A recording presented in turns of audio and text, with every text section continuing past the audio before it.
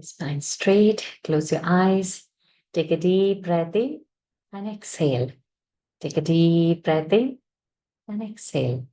Take a deep breath in, hold it there. Oh,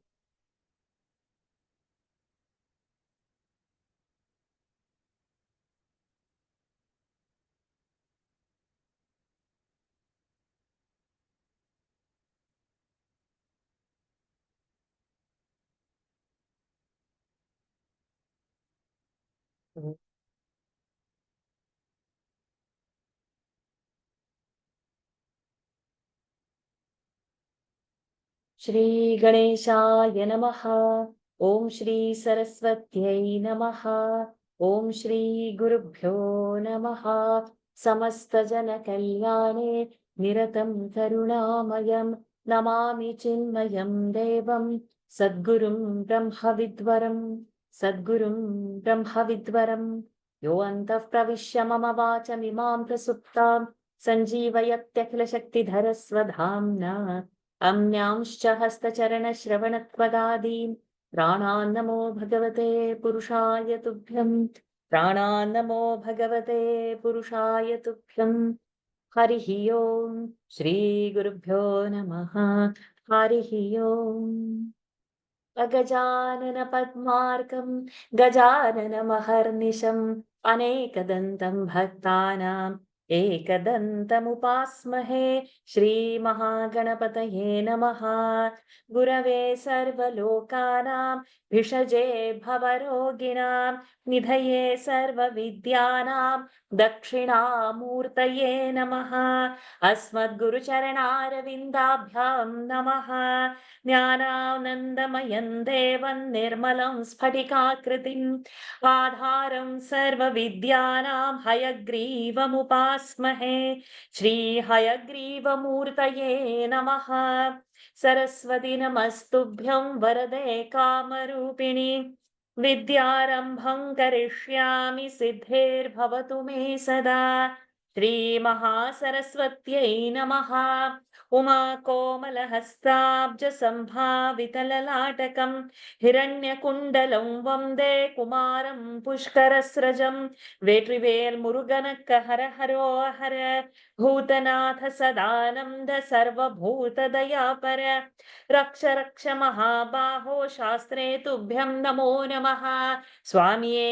शरणमय्यप्पा कोमलङ्कूजनं वेणुं श्यामलोऽयं कुमारकः वेदवेद्यं परं ब्रह्म भासतां पुरतो मम सायंकाले वनान्ते कुसुमितसमये सैकते चन्द्रिकायां त्रैलोक्याकर्षणाङ्गं सुरवरगणिका मोहनापाङ्गमूर्तिम् सेव्यं शृङ्गारभावैः नवरसभरितैः गोपकन्या सहस्रैः वन्देऽहं रासकेलीरत्मधिशुभगं दश गोपालकृष्णम् आनीलश्लक्ष्णकेशञ्ज्वलितमकरसत् कुण्डलं मन्दहासस्यन्दार्द्रं कौस्तुभश्रीपरिगतवनमालोरुहाराभिरामम् श्रीवत्साङ्गं सुबाहुं मृदुलसदुदरं काञ्चनच्छायचेलम् चारुस्निग्धोरुमम्भोरुहललितपदं भावयेऽहं भवन्तम् श्रीकृष्ण गोविन्द हरे मुरारे हे नाथ नारायण वासुदेव श्रीकृष्ण गोविन्द हरे मुरारे हे नाथ नारायण वासुदेव श्रीकृष्ण गोविन्द हरे मुरारे हे नाथ नारायण वासुदेव सदा सर्वत्र गोविन्द नाम संकीर्तनम् गोविन्द गोविन्द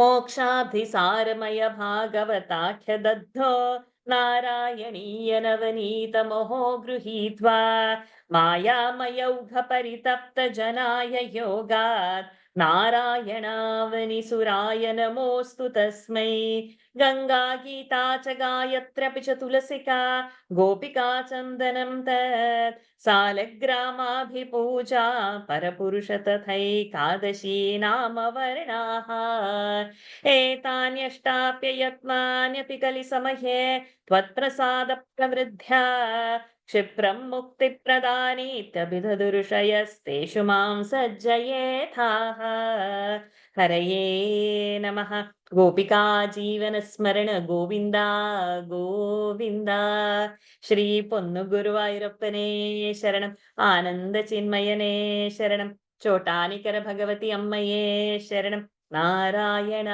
अखिल गुरो भगवन् नमस्ते. Pranams to the Lord. Pranams to all the Mahatmas in tonight's Narayaniam session and on this beautiful auspicious day of Krishna Janmashtami. Wishing everyone Krishna Kripa on them and on all the family members. Always a thought has come, let me express it out. Whenever we complete our Narayaniam, all the 100 Dashakas, let us have a sankalpa that we should meet in Guruvayur to do it all together, the entire parade. So we can meet from whichever corner of the world.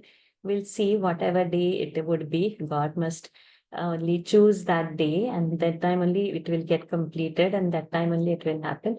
So Parayana should be in Guruvayur, and we will see whatever. So let all of us have the sankalpa, then it would work, and it works wonders.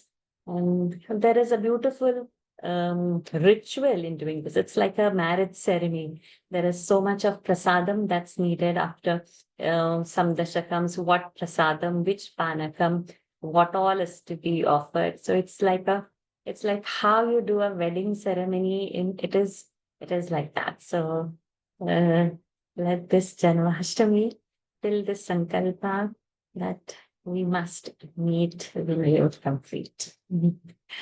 So we'll come from online on Zoom in the real and whatever day it would be. So we should reserve that, keep that in the mind. And that is a reserved day. Whatever he has selected, even it's not there in my mind, it's in his mind. So we should do that. And let his Kripa descend and let us keep him in our heart, keep him in our actions, keep his us stories. Whatever we do, let it be his. So with this, let us get into the 30th Dashakam, which describes 37th Dashakam is a prelude to this. We'll come to that in sequence when we would. But 38, I felt we should do today. Our Ram Janma has happened and we have kept there. There are a few more avtaras between Rama and Krishna's, and we will see that in the next class, whenever it would be. I doubt of tomorrow's session. I'll confirm that later. But it would happen in September. Anyways, it has to happen. We have taken a big sign. So today, we'll take time. So around 6:45, if we are not completing, see how much slokas are left. Somebody please put it in daily Gita, whether we'll be 5 minutes late or 10 minutes late. The chandas is Vasanta Tilak only. So it's not a complicated chandas. It's a joyous moment. It's a Krishna Janma. And after that, all the Dashakams, which would come after 38, would be like his Leelas. And one after another, now it's going to happen after this. But we have a small homework to complete. We have to travel from 34 to this. That we will do. But let's bring the Lord. Let us rush to bring this avatara for which all of us were doing Narayana. And we'll rush into, and we'll not lose today's auspicious moment to bring the Lord in our lives and to remember him again and not remember him occasionally, every moment, every day, whether good or bad, in all circumstances. Let him be our guide. Okay, so our little Kutti Krishna is ready. Let us start with her. Sweetu, where are you? So sweet. Yes. Vasanta Tilaka, we have revised it many times. So with your permission, I'm going ahead without revising it further. Okay, let's go to Dashakam 38. आनन्दरूप भगवन्नैतेवतारे आनन्दरूप भगवन्नैतेवतारे प्राप्ते प्रदीप्त भवदङ्ग निरीयमाणैः प्राप्ते प्रदीप्तभवदङ्गनिरीयमानैः कान्तिव्रजैरिव घनाघनमण्डलैर्द्याम् कान्तिव्रजैरिव घनाघनमण्डलैर्द्याम् आवृण्वती विरुरुचे किल वर्षवेला आवृण्वती विरुरुचे किल वर्षवीला वेला did you say vela or वर्ष vila villa it's not vila vela वर्षवेला correct आनन्दरूप भगवन्नैतेवतारे प्राप्ते प्रदीप्त भवदङ्गनिरीयमाणैः आनन्दरूप भगवन्नैतेवतारे प्राप्ते प्रदीप्तभवदङ्गनिरीयमाणैः कान्तिव्रजैरिव घनाघनमण्डलैर्द्याम् आवृण्वती विरुरुचे किल वर्षवेला कान्तिव्रजैरिव घनाघनमण्डलैर्द्याम् आवृण्वती विरुरुचे किल वर्षवेला आनन्दरूप भगवन्नैतेवतारे प्राप्ते प्रदीप्तभवदङ्गनिरीयमाणैः कान्तिव्रजैरिव घनाघनमण्डलैर्द्याम् आवृण्वती विरुरुचे किल वर्षवेला. So, how is God? That word is then I. Ai means oh. So it is like a sambodhan. It's a exclamation. Oh, Anandarupa Bhagavan. How is Bhagavan? He's a Paramananda Rupa. He's a bliss incarnate. Huh? And then what happens? They avatare prapte. When the time came for your avatara, te avatare prapte, then this word pradipta bhavadanga niriyamanaha. Niriyamanahi, it's like it's radiating as though from his own body there is some luster. What is happening through that? There is a kanti vraja. From the body itself, there is some radiance that is coming. How? Means a description is coming over there. Ghana ghana mandalaihi. Ghana ghana, dark black clouds. Today whole day there were dark clouds in the sky. In that clouds, when the sun is going to shine, that rays that you see. So it's as if like it's from the Lord's body, the things are getting brilliantly lit. Dhyam avrunvati. So we should actually mandalair Dhyama vrunvati. We should go together. That would be better because Dhya is the dishas, the directions, the sky. It is like that radiance was covering the entire sky and it was the Varshavela. It was the Pravrut Samay. It was a rainy season and that time that shine was really very obvious that something of the day is happening today because the skies were brilliantly lit and the light of the Lord was penetrating. आनन्दरूप भगवन्नैतेवतारे प्राप्ते प्रदीप्त भवदङ्गनिरीयमाणैः कान्तिव्रजैरिव घनाघनमण्डलैर्द्यामावृण्वती विरुरुचे किल वर्षवेला. Oh, we've got Anisha as well, dressed like Kute Krishna. Awesome. Good. Arjun has become the Anna, huh? The big brother. And Anish and Anika, you have left them as kids, huh? But in front of us, you are also gone into your teens. So, okay. Beautiful verses coming. आशासु शीतलतरासु पयोदतोयैः. आशासु शीतलरतासु पयोदतोयैः Then it is not ra, it is a. आशासिताप्तिविवशेषु च सज्जनेषु. आशासिताप्तिविवशेषु च सज्जनेषु नैषाकरोदयविधौ निशिमध्यमाया. नैषाकरोदयविधौ निशिमध्यमायाम् क्लेशापहस्त्रिजगतां त्वमिहाविरासीः. क्लेशापहस्त्रिजगतां त्वमिहाविरासीः आशासु शीतलतरासु पयोदतोयैः. आशासिताप्तिविवशेषु च सज्जनेषु.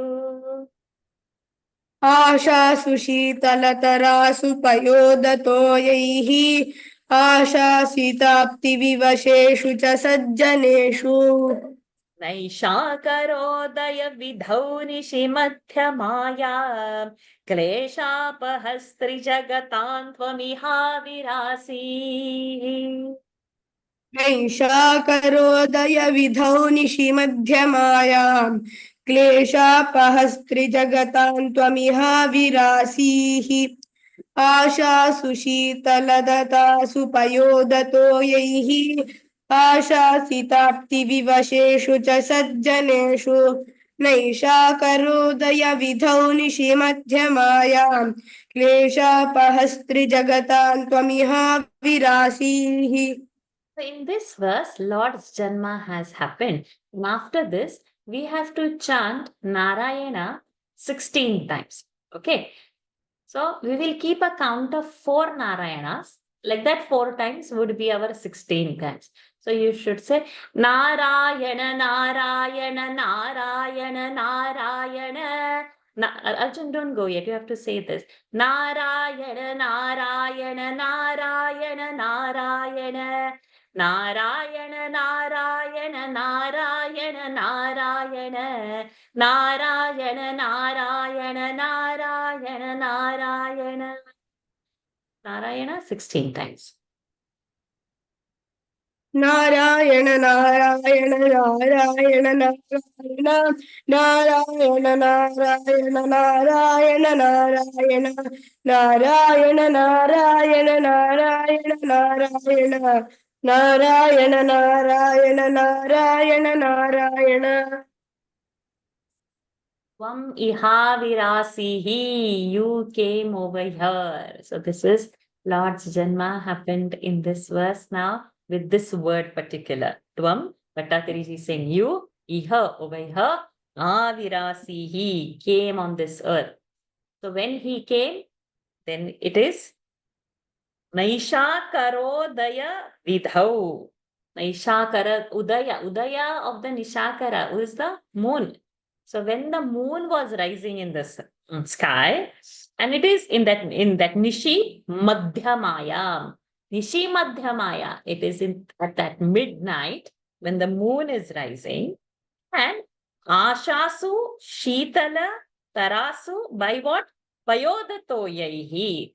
Third case, Bahuvachan, Payodatoyaihi. By the rain waters, Ashasu, everywhere, all over. Dasho Disha, we say, no, that Shitala Tarasu. With all means after the rains, how the chillness is there, some coolness is there. So that is the scent in the atmosphere, that it is little chill. And then Ashasitapti Vivishe. Ashasita. Asha is a desire. Ashasita. What person has desired for that apti? That person getting. And after our whatever we yearn, we get for what we feel. We get so overwhelmed. So like that, there was this overwhelming thing In whom? Sajjaneshu. In people who are good people. Why? He came for them for what?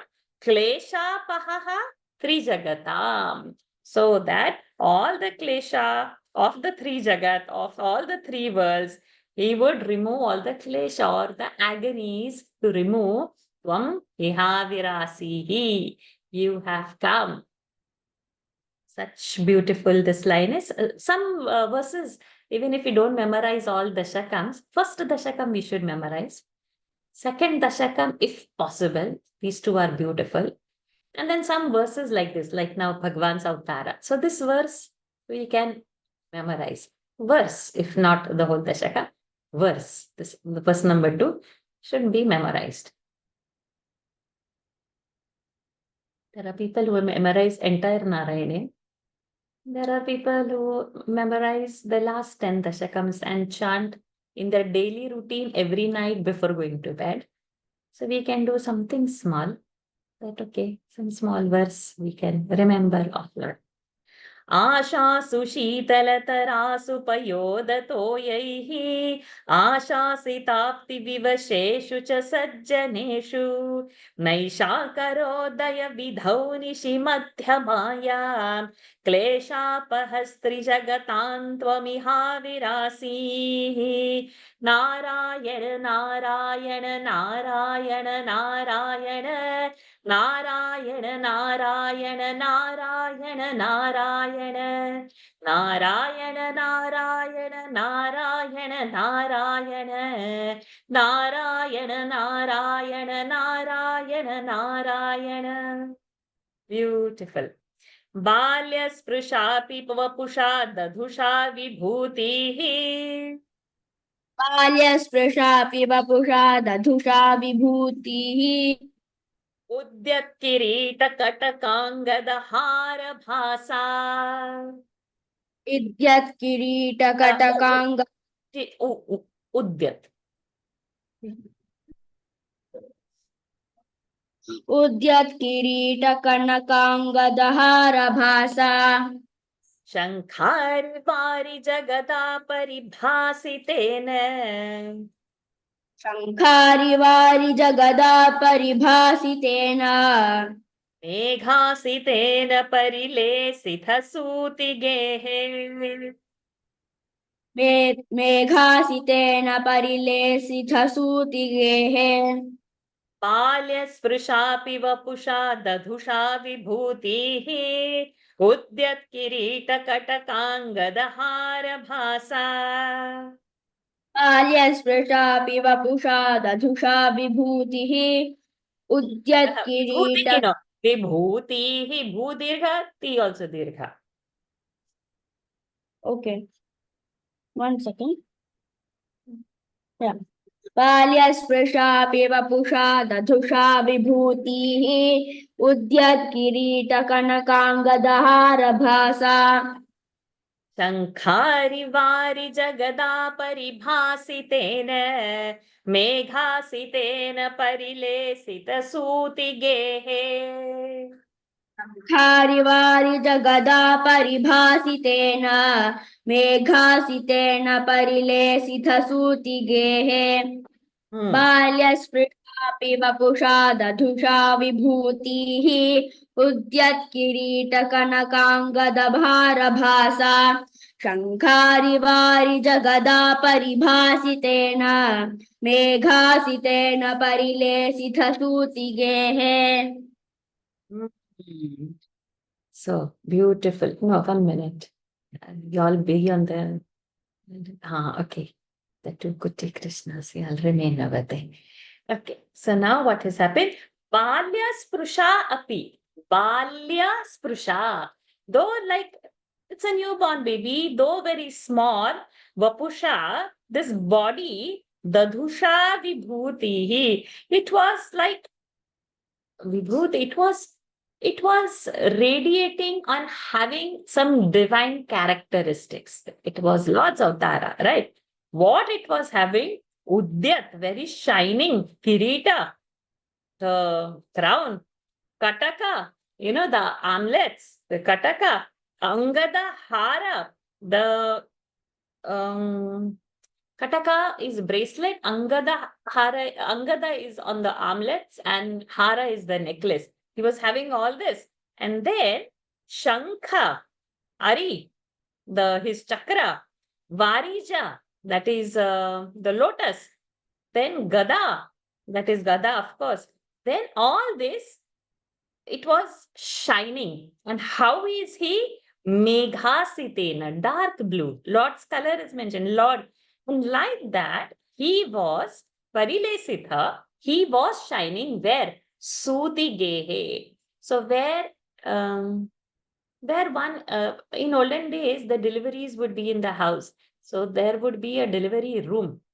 And it would be specially constructed. Sutika Gar, it is called. So Sutika Gehe is in that special chamber where he was born.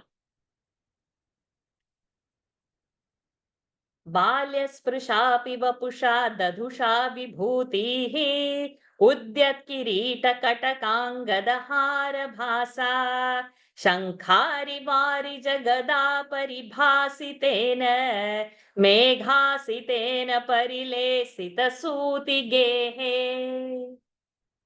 Good. Now I'll take the adults. Thank you, kids, for making our day. Such lovely darshans you have given, coming in like Kute Krishna. Thank you. Take a picture and give me, okay, both of you. Thank you. Okay, where is Sumaraj? Number 4. वक्षस्थली सुखनिलीन विलासी Lakshmi मंदाक्ष लक्षित कटाक्ष विमोक्ष भेदैः. We cannot stop at Lakshmi. वक्षस्थली सुखनिलीन विलासी Lakshmi मंदाक्ष लक्षित कटाक्ष विमोक्ष भेदैः. तन्मन्दिरस्य खलकंसकृतामलक्ष्मीम् उन्मार्जयन्निव विरेजित वासुदेव. तन्मन्दिरस्य खलकंसकृतामलक्ष्मीम् उन्मार्जयन्निव विरेजित वासुदेव. वक्षस्थली सुखनिलीन विलासी लक्ष्मी मंदाक्ष लक्षित कटाक्ष विमोक्ष भेदैः. वक्षस्थली सुखनिलीन विलासी लक्ष्मी मंदाक्ष लक्षित कटाक्ष विमोक्ष भेदैः. तन्मन्दिरस्य खलकंसकृतामलक्ष्मीमुन्मार्जयन्निव विरेजित Vasudev. तन्मन्दिरस्य खलकंसकृतामलक्ष्मीर्मुन्मार्जयन्निव विरेजित Vasudev. If you're saying Lakshmi, then Unmarja. If you're saying Lakshmi Murmarja. So Lakshmi and Mummarja cannot happen. Lakshmi and Unmarja. Okay. वक्षस्थली सुखनिलीन विलासी Lakshmi मंदाक्ष लक्षित कटाक्ष विमोक्ष भेदैः.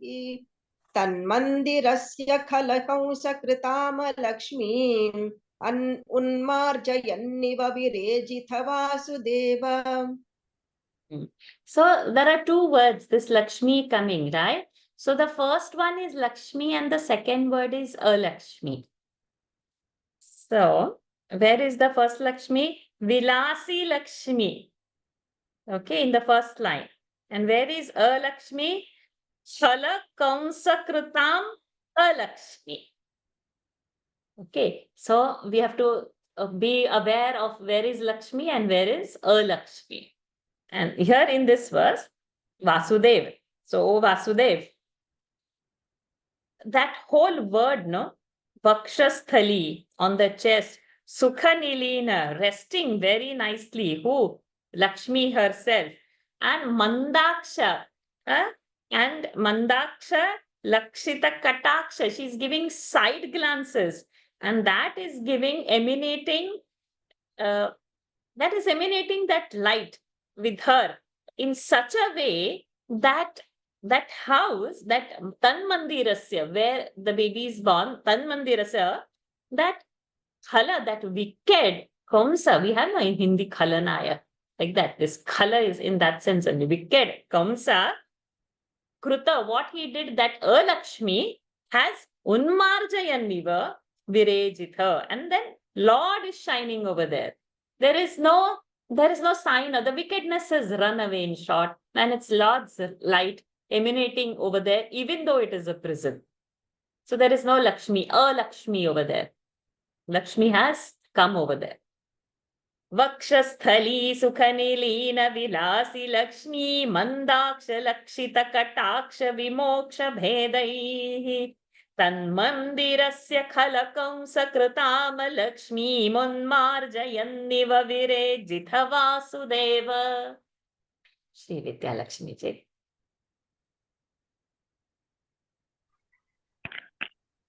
Number 5.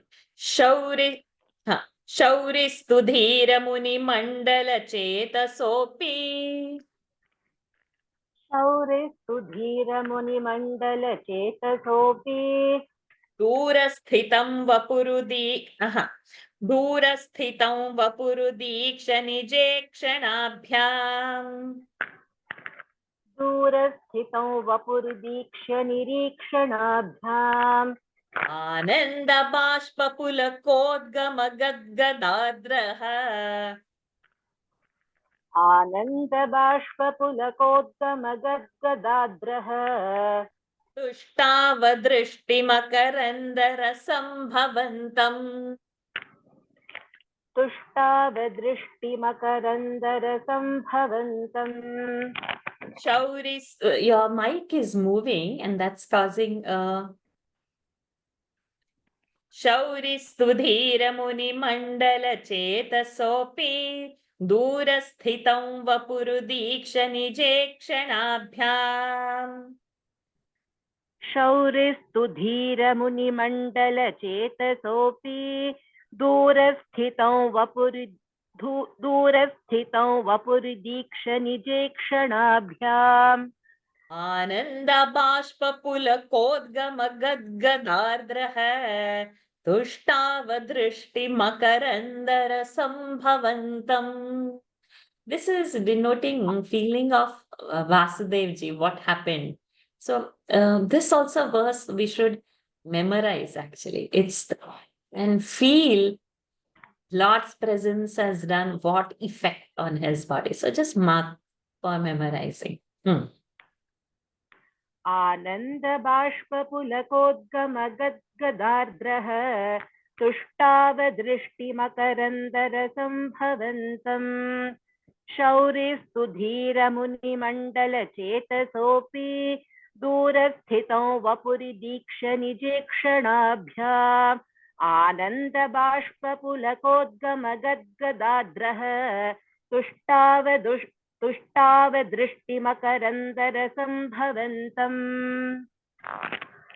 When you will see the meaning, you'll automatically memorize those lines. Shauri is Vasudev ji. What Vasudev got? That description, Dhira Munimandalaha Chetasaha api Durasthitam.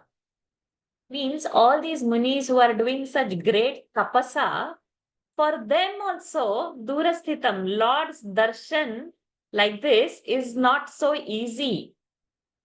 It's so very difficult. And this body means Nijayakshanabhyam. Vasudev ji is seeing Lord like this with his own eyes.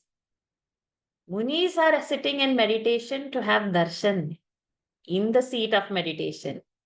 But in their own eyes, now he is seeing. So what happens to him? Beautiful line, third line. Ananda Bashpa. His eyes are tearing. Pulakodgama, body is thrilled. And he's becoming Gadgada. He's trembling. Ardra. It's like he's melting over there. And that Drishti Makaranda Rasam, Drishti, the eye, For the eye, it is as though like a honey. Bhavantam, your darshan is like a honey. And this tears of joy, this thrill of the moment, the horripilation, the hair is standing on the edges, and you are just melting by that sight.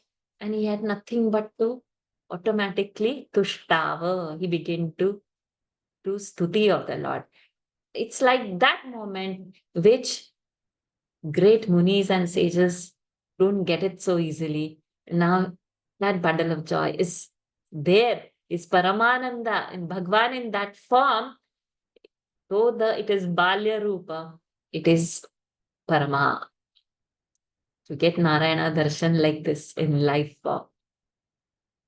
शौरिस्तु धीरमुनिमण्डलचेतसोऽपि दूरस्थितं वपुरुदीक्ष निजे क्षणाभ्याम् आनन्दबाष्पपुलकोद्गमगद्गदाद्रः तुष्टावदृष्टिमकरन्दरसम्भवन्तम्. So beautiful. Okay, Pushpaji. Number 6. देव प्रसीद परपूरुष तापवल्ली निर्लून दात्र समनेत्र कला विलासी. देव प्रसीद परपूरुषतापवल्ली निर्लूनिदात्र सुमनेत्र कलाविलासिन्. ये दानपाकुर कृपा गुरुभिः कटाक्षैः. खेदानपाकुरु कृपा गुरुभिः कटाक्षैः. इत्यादितेन मुदितेन चिरन्नुतो भूः. इत्यादितेन मुदितेन चिरन्नुतो भूः.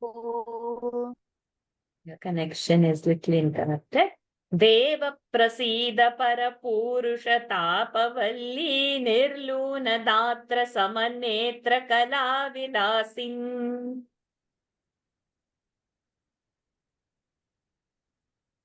वल्ली निर्लूनदात्र समनेत्र कलाविलासिन्. हे दानपाकुर कृपा गुरुभिः कटाक्षैरित्यादितेन मुदितेन चिरन्नुतो भूः. हे दानपाकुरु कृपा गुरुभिः कटाक्षैरित्यादितेन मुदितेन चिरन्नुतो भूः. देव प्रसीद परपूरुषतापवल्ली निर्लूनदात्र समनेत्र कलाविलासिन्. खेदानपाकुरु कृपा गुरुभिः कटाक्षैरित्यादितेन मुदितेन चिरन्नुतो भूः. Very beautiful this, that muditena, by being so very happy, the last line, chiram nuto bhuhu. He was so happy, Vasudevji was so happy that for a long time he was praising. How he was praising? That in these following words. So those words he said, Deva Prasida, Parapurusha, O Parapurusha. The evening time is welcome for huge mosquitoes. I'm so sorry. Tapavalli Nirluna. Tapavalli. So the sorrow is being, there is a metaphor used like a creeper. That creeper keeps on, if you at the moment you have some support, that creeper just leans on that and it keeps on growing. It keeps on spreading. Any creeper, if you say, body is there and you are now, that sorrow is, you are entwined in the sorrow. So, but so Vasudevji is saying, Nirluna, you remove that tapavalli, that creeper of sorrow, by the datra, asina, asi, that is a sharp sword, and samanetra, like with your just krupa kataksha, you please remove, and khedan, Apakuru, sorrows. You just remove all my sorrows. Krupa Guru Bhihi Katakshehi, by your just glance, by your Krupa Kataksha, by your graceful glance, please remove all my sorrows. Vasudevji is praising to Lord for a very long time. Deva prasida parapurusha tapavalli nirluna datra samanetra kala vilasim khedana pakur krupa guru bhikkatakshairityaditena muditena chirannuto bhuhu.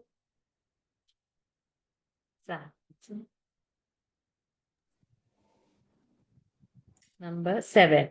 Matra cha netra salila strita gatra valya. मात्रा च नेत्र Salila स्त्रितगात्रवल्या Stotrairabhishtut gunah karunalayaस्त्वं. स्तोत्रैरभिष्टुतगुणः करुणालयस्त्वम् प्राचीन जन्मयुगलं प्रतिबोध्यताभ्याम्. प्राचीनजन्मयुगलं प्रतिबोध्यताभ्याम् मातुर्गिरा दधितमानुषबालवेषम्. मातुर्गिरा दधितमानुषबालवेषम् मात्रा च नेत्रसलिला स्त्रितगात्रवल्या स्तोत्रैरभिष्टुतगुणः करुणालयस्त्वम्. मात्रा च नेत्रसलिलस्त्रितगात्रवल्या स्तोत्रैरभिष्टुतगुणः करुणालयस्त्वम् प्राचीनजन्मयुगलं प्रतिबोध्यताभ्याम् मातुर्गिरा दधितमानुषबालवेषम्. प्राचीनजन्मयुगलं प्रतिबोध्यताभ्यां मातुर्गिरा दधितमानुषबालवेषम् मात्रा च नेत्रसलिलस्त्रितगात्रवल्या स्तोत्रैरभिष्टुतगुणः करुणालयस्त्वम् प्राचीनजन्मयुगलं प्रतिबोध्यताभ्यां मातुर्गिरा दधितमानुषबालवेषम्.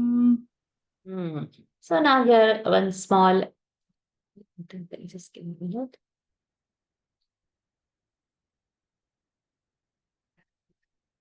So there is one small flashback coming out over here, that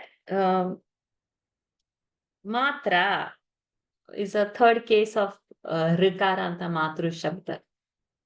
Third case is instrumental. So like we have deva, devena. So like that matra, by mother it means. Netra salila. Netra salila, tears. Netra salila, astrita, becoming moist. Gatravalya. Her body is also like a creeper. Now, again, the creeper in another sense is because she is put in the present, right? So she, her tears of joys also, for mother also, the tears of joy also, it's made her whole body wet. And then she was also praising Abhishtuta Gunaha, Karunalaya, the ocean of compassion. Tvam, you, what you did for Tabhyam, for those two, Maturgira Dadhitam, Prachina Janma Yugalam. Prachina, before them, two births of theirs, he reminded them out of it, that how they were asking that they want Lord as their child. So he fulfilled, he enlightened them, he pratibodhyata, and then he just told, and he just showed them how it was all in the past, and then continued back in the present form. He took them into the past and he brought them back. मात्रा च नेत्रसलिलास्तृतगात्रवल्या स्तोत्रैरभिष्टुतगुणः करुणालयस्त्वं प्राचीनजन्मयुगलं प्रतिबोध्यताभ्यां मातुर्गिरादधितमानुषबालवेषम्। ललिता जी।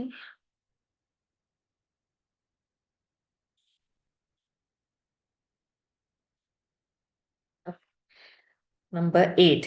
त्वत्प्रेरितस्तदनु नन्दतनूजयाते त्वत्प्रेरितस्तदनु नन्दतनूजयाते व्यत्यासमारचयितुं सहि शूरसूनुः व्यत्यासमारचयितुं सहि शूरसूनुः त्वां हस्तयोरधृतचित्तविधार्यमार्यैः त्वां हस्तयोरधृतचित्तविधार्यमार्यैः अम्भोरुहस्थकलहंसकिशोररम्यम् अम्भोरुहस्थकलहंसकिशोररम्यम् त्वत्प्रेरितस्तदनु नन्दतनूजयाते व्यत्यासमारचयितुं सहि शूरसूनुः त्वत्प्रेरितस्तदनु नन्दतनूजयाते व्यत्यासमारचयितुं सहि शूरसूनुः त्वां हस्तयोरधृतचित्तविधार्यमार्यैरम्भोरुहस्तकलहंसकिशोररम्यम् वां हस्तयोरधृतचित्तविधार्यमार्यैरम्भोरुहस्तकलहंसकिशोररम्यम् त्वत्प्रेरितस्तदनु नन्दतनूजयाते व्यत्यासमारचयितुं सहि सुशूरसूनुः त्वां हस्तयोरधृतचित्तविधार्यमार्यैरम्भोरुहस्थकलहंसकिशोररम्यम्. The description and Bhattatari ji is like so beautifully doing it. He Tvat Preritaha. Tadanu. Then what happens? Tvat Preritaha. By your prompting, Bhattatari ji is saying, Nandatanu. Nandatanu Jaya. So Nandatanu, the daughter of the Nanda, Vyatyasa, interchange, Rachitu. So that by your prompting, Vasudevji Maharaj has interchanged you with Nanda's daughter. That time, no, when he's going, that description is this. Tvam hastayoradhrita. He has taken you in his hand, where Munis are chitta vikaryamarye. They're struggling to hold the image in the mind. Here he is getting a chance to physically hold the Lord in the hand. Such beautiful comparisons he has used within just 2 words. And then how Lord is looking in that hand is Ambhoru Hasta, as if on a lotus, Kalahamsa Kishora. A small swan is sitting on the lotus. It is looking like that. Lord Ramyam. So beautiful Lord is sitting on the hand. Please mute yourself. It's the comparisons means the contrast that there are munis who are sitting for ages to hold the Lord in the mind and to visualize Lord in the mind. And here it is a physical form in the hand as though it is in the lotus. A white swan, which is very small, a baby swan is sitting. Vatpreritastadanu nandatanujayate vyatyasamarachaitum sahi shurasunuh tvam hastayoradhrita chitta vidharya maryairam bhoru hasta kalahamsa kishora ramyam. Ajitji. Number 9. Jata tada pashupasatmani yoga nidra. Jata tada pashupasatmani yoga nidra. Nidra vimudrita matha krita pauralokam. Nidra vimudrita matha krita pauralokam. Tvatpreranat kimiva chitramachetanairiyat. Tvatpreranat kimiva chitramachetanairiyat. Dvarai swayam vyaghati sanghatitai sugadham. Dvarai swayam vyaghati sanghatitai sugadham. Lot of tongue twisters. Jata tada pashupasatmani yoga nidra. Nidra vimudrita matha krita pauralokam. Jata tada pashupasatmani yoga nidra. Nidra vimudrita matha krita pauralokam. Tvatpreranat kimiva chitramachetanairiyat. Dvarai swayam vyaghati sanghatitai sugadham. Tvatpreranat kimiva chitramachetanairiyadvarai swayam vyaghati sanghatitai sugadham. Jata tada pashupasatmani yoga nidra. Nidra vimudrita matha krita pauralokam. Tvatpreranat kimiva chitramachetanairiyadvarai swayam vyaghati sanghatitai sugadham. Gadham, dhamah prana. The combination of words usage is very nice, and that poetic repetition we have to enjoy over here. He says Jata, that time what happened, Tada, what happened? Tvat Preranat only, of course, by Lord's prompting only. Pashupa Sadmani, cowherd's house, means Nand Maharaj Ji's house. This Yoga Nidra, who was born, what she did, Nidra Vimudritam Ha Krita Pauralokam. All who are staying over there, Pauralokam, of that place, Nidra Vimudrita. She made them sleepy. So the Yoga Maya, that daughter, that Yoga Maya, that Adi Shakti, she made everybody sleepy. Everybody were put to sleep by her power. See, when a house, a delivery has happened, that means there is so much activity in the house. So many people are running here and there, and so many people are there to help. What all noise and creations, and how many people are there? Over here, everybody is put to sleep. But this is all Tvatpareranath. Then, Kimiva, anything can happen. Chitram means it's such a wonder, because Achetanaha Yad. What? So living people are put to sleep. But what is Achetan? Yad. What? Dvarehi Swayam Vyaghati.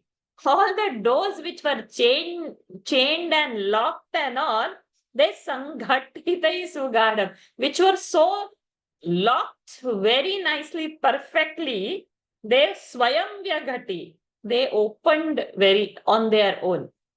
On the living, if the sleep is there, but what is great wonder, because Achetan also things are what is Sanghatita Sugadham, long, very nicely locked, Swayam Vyaghati Dware.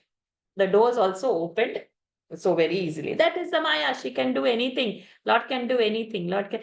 So when we hear Swami Abhedanandji, we will hear this several times, that he can do anything, what even you cannot imagine. So we can think only with our possibilities of a small mind.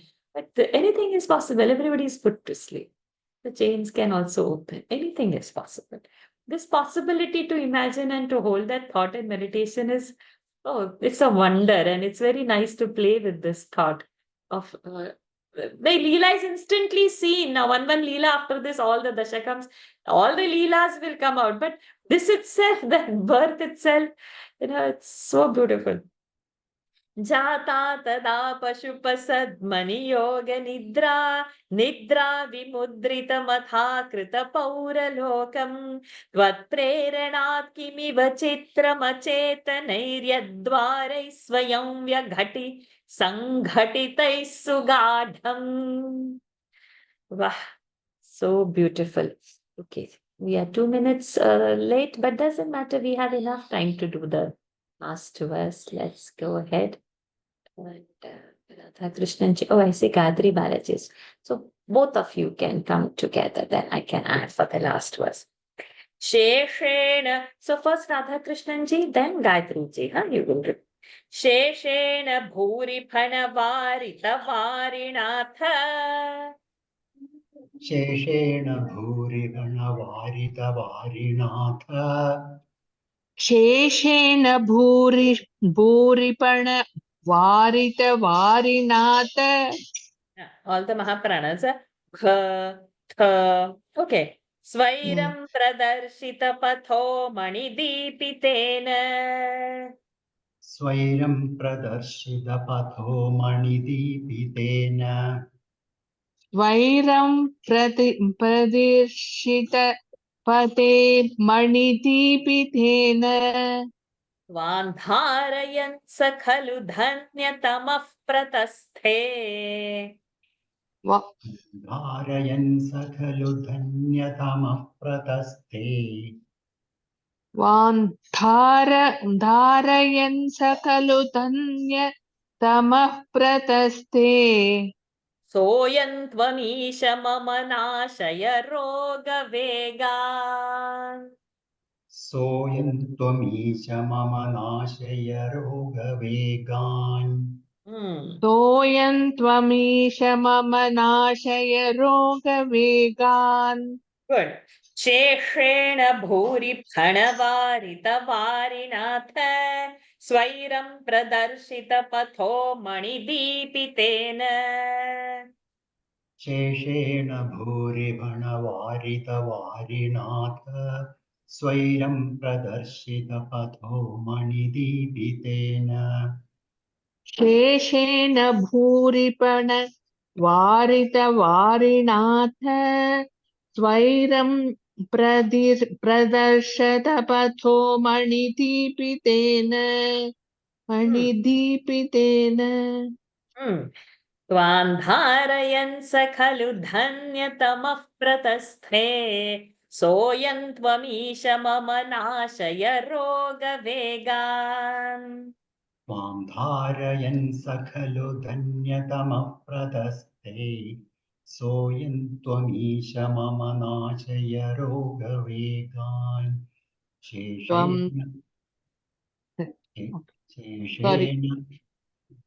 शेषेण भूरिभणवारितवारिणाथ स्वैरं प्रदर्शितपथो मणिदीपितेन Sheshena bhuri. I thought she was going to say third and fourth line. Doesn't matter, but you continue the tune. Like the first line. Sheshena bhuri phanavarita.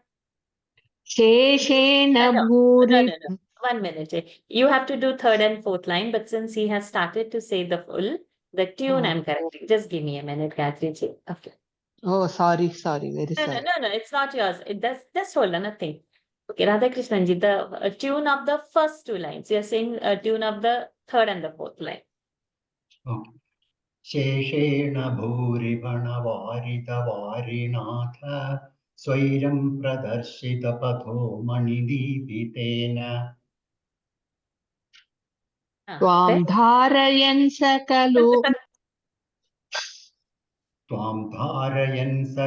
धन्यतमः प्रतस्थे सोऽयं त्वमीश मम नाशय रोगवेगान्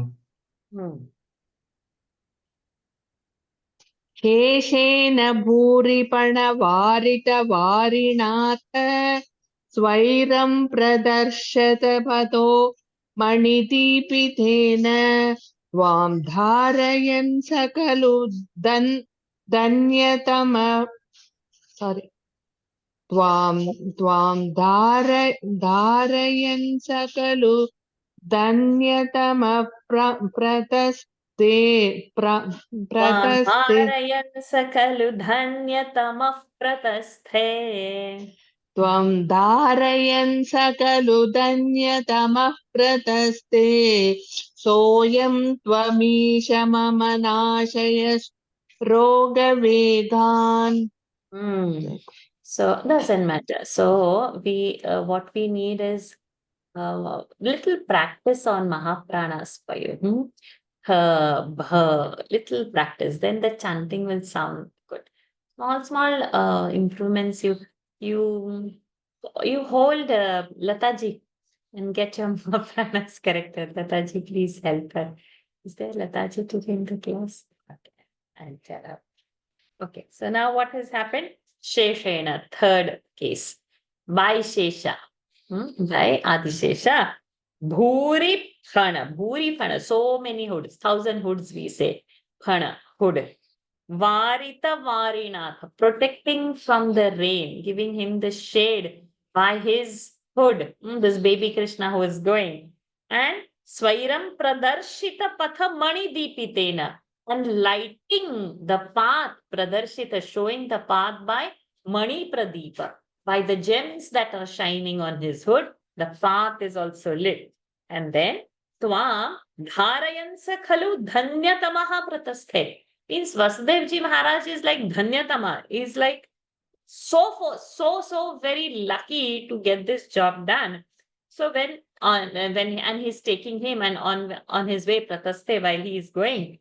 So over here he is again coming to that last line. You are doing so many miracles. Soyam Tvam Isha Mama Nashaya Roga Vega. My roga, my disease, you take it away fast. Such big miracles you are doing. My one disease, you please take away. Bhattacharyji say.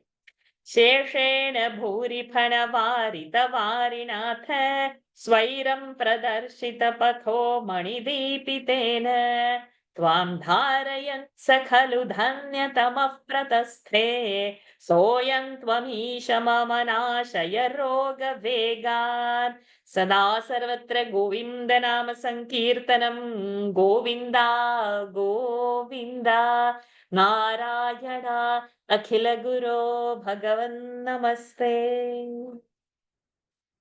Oh, perfect. The alarm for the daily Gita is ringing. So with His grace, we have completed on today's most auspicious day, His birth ceremony through Narayaniam.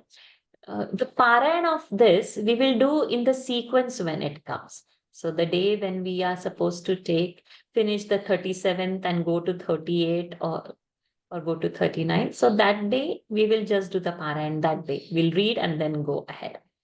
And we'll enjoy in the meanwhile, and then we'll come back to 34 whenever our next session would happen. Tomorrow's is happening or not, I'll confirm it by tomorrow how it is. Any doubts, any questions, any things to be asked?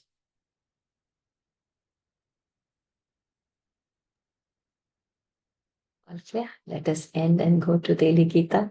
Those who have not joined Daily Gita, please do join.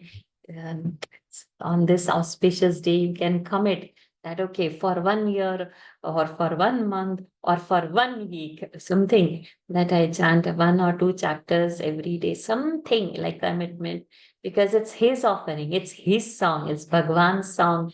And do some small, tiny commitments. You don't have to chant. You don't have to switch on cam. You can continue cooking, serving family. Somebody is chanting. You can keep it on. You can just have to log in because it is happening every day. On our own, we don't have discipline. But in a group, it happens. And then the group upholds it. And then the song becomes greater. And that for that song, then one day you will also be ready to volunteer for chanting. And like this, those who are chanting now, there was once upon a time they were not able to chant. Once upon a time. Now they memorize and they participate in competitions and gain all the patches. But somewhere, no? So on such good auspicious days, that prompting should happen and we should hook and bind ourselves to something. Then that takes care. But if we will not do that, no, that first step of binding ourselves somewhere, then it is neglected. Then we say, okay, we'll do it someday. that someday is always a postponed day. So someday is today. So those who have not yet joined, do join. We are doing every Monday. It starts with first chapter, starting with Gita Dhyana Shlokas, first chapter. Tuesday, second chapter. Wednesday, third, fourth, and fifth. Thursday, 6, 7, 8, 9. Friday, 10 and 11 chapter happens.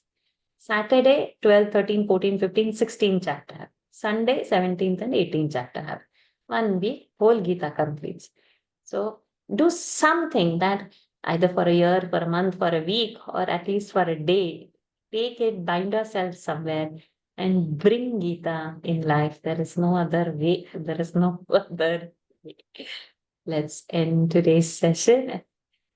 Om Purnamadah Purnamidam Purnat Purnamudachyate Purnasya Purnamadaya Purnamevavashishyate. Om Shanti Shanti Shanti. Harihi Om Shri Gurubhyo Namaha. Harihi Om Shri Krishnarpanamastu. Hari Om, everyone. Thank you for joining. Happy Janmashtami. Happy Janmashtami. Happy Varsaji, happy Thank you, Janmashtami. Varshaji. Happy Janmashtami. Thank you. Thank you. Happy Janmashtami, Varsha. Thank Oh, you. thank you, Janmashtami. Anna. Thank you. Good to see you both. Hari Kuzali, Dogan Podon. आणि कशाचा सौख्य सण्णा okay great full busy दिसतो ना Right. Tajwagir class Ajay Bhagavad Gita class Magiri Bhagavad Parayana Eknati Bhagavad Vajuchas. आता ह्याला कुठला नाही कसं आणि दोन असेच ओरे बापरे चलो रिअली ग्रेट एनर्जी त्या मंदिरला तू कपा बदशी No, it's support of everyone. एकली Yeah, नहीं जाइना ना पूरा जनन बट्टू जाता अंते जाता एकलेच काम नहीं Yeah, we always pray. Man, I really enjoy seeing Sridev enjoying. I really enjoy her moods also. Thank you, Anna. With all your blessings, it happens. Yeah. Market and blessings astan resta. Stay blessed always.